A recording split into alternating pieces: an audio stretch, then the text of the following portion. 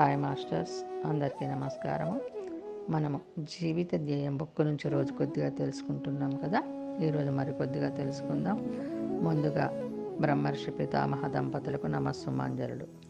ఇంతవరకు మనము వెంకటేశ్వర స్వామికి ఏం చేస్తే ఇష్టమో తెలుసుకున్నాం. ఈరోజు మరికొద్దిగా తెలుసుకుందాం. మన పిల్లల్లో చెడ్డ పిల్లలు ఉంటారు. వాళ్ళు కూడా మీకు ఇష్టమే కదా. అందరూ ఇష్టమే, కానీ కొంచెం ఎక్కువ ఇష్టం అవుదాం ఆయనకి. ఎలా? తపస్సు చేసి. తపస్సు అనే పూర్వం రోజుల్లో అనేవారం, ఈ రోజుల్లో ధ్యానం అంటున్నాం. ధ్యానం అంటే శ్వాస మీద ధ్యాస. ధ్యానం అంటే చిత్తవృత్తి నిరోధం. ధ్యానం అంటే విశ్వశక్తి ఆవాహనం. ధ్యానం అంటే నాడీమండల శుద్ధి. ధ్యానం అంటే దివ్యచక్షు ఉత్తేజితం. బొట్టు పెట్టుకునే స్థలం అంటే దివ్యచక్షువు ఉత్తేజితం కావాలి. దివ్యచక్షువు ఉత్తేజితం కావాలి అంటే నాడీమండల శుద్ధి అంతా జరగాలి. ఎన్నో జన్మల నుంచి ఎన్నో పాపాలు చేసి ఉన్నాం కదా, వాటినంతా ప్రక్షాళనం చేయాలి. అది కావాలి అంటే విశ్వశక్తి మన శరీరం లోపలికి రావాలి. విశ్వశక్తి మనలోకి రావాలి అంటే మన మనస్సు శూన్యం అయిపోవాలి. చిత్తవృత్తి నిరోధం జరగాలి అంటే మనం మన శ్వాసతో కూడి ఉండాలి. నోటిని బంద్ చేయాలి.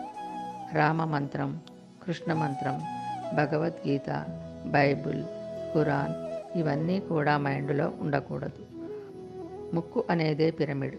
ఈ పిరమిడ్ లోపల దూరాలి. ఇక్కడ శ్వాస అనే మిత్రుడు ఉన్నాడు.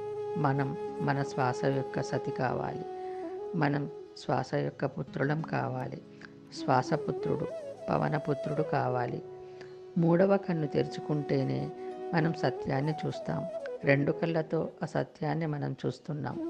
వీడు గొప్పవాడు, వీడు చిన్నవాడు, ఈమె ఆడ, వీడు మగ, వీడు జమీందారు, వీడు నౌకరు. అంతా అసత్యమే.